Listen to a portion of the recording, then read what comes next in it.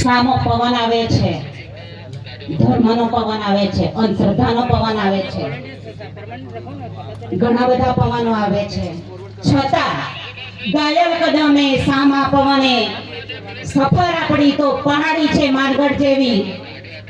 ઈ પહાડી જેવી જે સફર છે, ઈ સફરને, ઈ શિખરને સર કરવા માટે તમારે અને મારે આવનારી પેઢીએ પ્રતિજ્ઞા લેવી પડશે. ત્યારે આપણા ભીલ પ્રદેશની જે શિખર છે ને એ સિદ્ધ થશે. બીજું એ છે કે મારામાં અને તમારામાં જે કપોળ, કલ્પિત, પાખંડી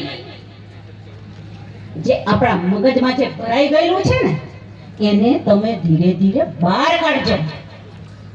આપણી આ જે રેણી કેણી અને અસ્તિત્વ જે છે એ કોની દેન છે?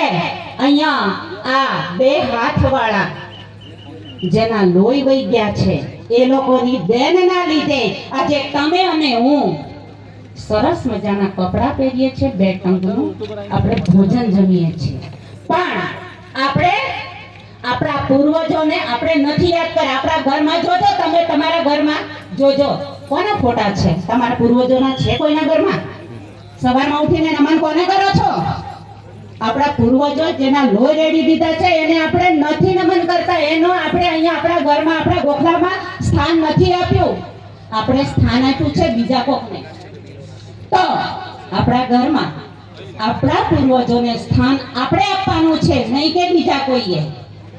આપણું જ્યારે લગ્ન વિધિ હોય, લગ્ન હોય ત્યારે જેને આપણે ખરેખર આપણી સંસ્કૃતિમાં આપણે જેને ખરેખર પગે લાગવાનું હોય છે ને તો આ અહીંયા ગોદરેજ છે. એ ગોદરેજ કોના કોના ઘરે છે? કોના કોના ઘરે લગ્નમાં ગોદરેજ થી પગે લગાય છે? જે સ્ત્રી અને પુરુષ બેનું જે ચિત્ર છે ને એ લાડીવાર નથી, આપણા વડીલો છે.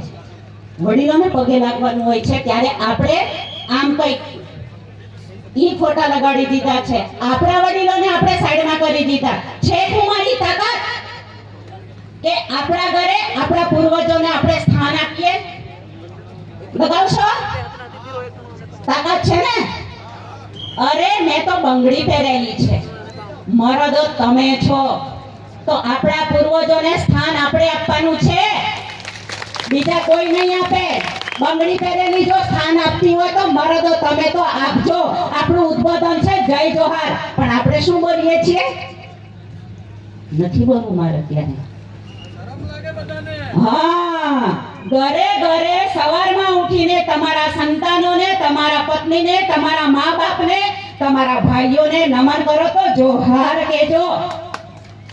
ઘરે મહેમાન આવે તો જય જોહાર, જય આદિવાસી કહેજો. જો એટલું કરશો ને તો કોણ કહે છે કે આદિવાસી શબ્દ કે આદિવાસી જય જોહાર શબ્દ પરાયો છે? નહીં વાલાઓ, શબ્દ આપણો છે, આપણું અભિવાદન છે. વર્ષોથી જોજો જય જોહાર તો બોલાતું હતું, પણ આપણે તો ફેશનમાં આવી ગયા. આપણા શબ્દને આપણે જાતે સાઈડ કર્યો છે. કોઈનો વાંક કાઢવાની જરૂર નથી. આપણા લગ્ન વિધિઓ આપણે જાતે સાઈડ કરી છે. આપણે ભાભીઓને મહત્વ નથી આપતા, બીજાને મહત્વ આપીને આપણે લગ્ન કરાવીએ છીએ. ભૂલ બીજાની નથી, ભૂલ આપણી છે.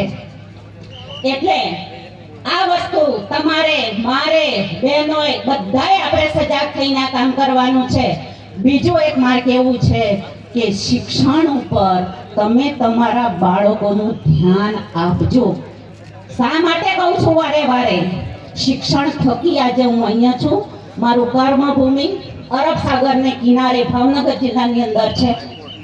પણ મને શિક્ષણ મળ્યું, મારા મા બાપે મને ભણાવી, ત્યારે હું કમાતી થઈ અને પેટ્રોલનો ખર્ચો કરીને હું અહીંયા આવી છું. જો મારા મા બાપે ન ભણાવી હોત તો હું નોકરિયાતની દીકરી નથી, હું ખેડૂતની, મજૂરની દીકરી છું. મેં લાકડા વેચીને, મજૂરી કરીને ભણતર પૂરું કર્યું છે. અને મેં જે તકલીફ બેઠી છે એવી તકલીફ મારા બાળકોને ન પડે ને એ માટે મેં બાળકો માટે ખૂબ મહેનત કરી, ખૂબ કાળજી રાખી. અને કદાચ આદિવાસી સમાજનો ડંકો વગાડનાર હોય ને તો કદાચ હું માનું છું ત્યાં સુધી મારો દીકરો આજે બોલાય કે ન બોલાય ખબર નહીં, ફાકા ફગારી નથી કરતી, પણ વૈજ્ઞાનિક છે, સાયન્ટિસ્ટ છે. જો મેં ધ્યાન ન આપ્યું હોય, જો મેં તમારી જેમ ઓલો અધિક મહિનો આવે 1 જ મિનિટ તો આંબળું જાંબુડું કેરીને કોઠીમડું એવામાં જો હું પડી હોત, ટીલા ટપકામાં પડી હોત, ગંઢ વગાડવામાં પડી હોત, તો દીકરી ક્લાસ 1 અધિકારી છે, દીકરો પણ ક્લાસ 1 અધિકારી છે, તો કદાચ એ ન બન્યા હોત. મારા ખ્યાલ મુજબ મેં કોઈ દિવસ મારા બાળકોને મંદિરે નથી લઈ ગઈ, ક્યારે નહીં. કોઈ વ્રત પૂજા પાઠ કોઈ નથી કરાયું. મારા ઘરમાં તમે આવો, ક્યાંય કપોળ કલ્પિતના ક્યાંય ફોટા ન હોય. છે બાબા સાહેબ આંબેડકર, બિરસા મુંડા, સાવિત્રીબાઈ ફૂલે, જ્યોતિરાવ ફૂલે, એને હું સવારમાં ઉઠીને વંદન કરું છું. એના પ્રતાપે આજે હું ગાજું છું. કોઈ 12 હાથ વાળી, 18 હાથ વાળી, 4 હાથ વાળી મને તાકાત નથી આપી. મને તાકાત મળી છે આપણા પૂર્વજોના વાંચનથી, ફૂલનદેવીથી, સાવિત્રીબાઈ ફૂલેથી, કાળીબાઈથી. એનાથી મને તાકાત છે. એટલે બસ મારું વક્તવ્ય પૂરું કરું છું. બાળકોને શિક્ષણ ઉપર મહત્વ આપજો, અંધશ્રદ્ધાથી દૂર રહેજો. અંધશ્રદ્ધામાં તમે રહેશો ને બીજા ફાવી જાય છે. અંધશ્રદ્ધા આપણે ધર્મના ઝંડા લઈને દોડીએ છીએ. માનવ ધર્મનો ઝંડો ઊંચો રાખવો શ્રેષ્ઠ છે માનવ ધર્મ. જય જોહાર, જય આદિવાસી, નમસ્તે. ધન્યવાદ, થેન્ક યુ, જોહાર, ખૂબ ખૂબ આભાર બેનનો. અંધવિશ્વાસ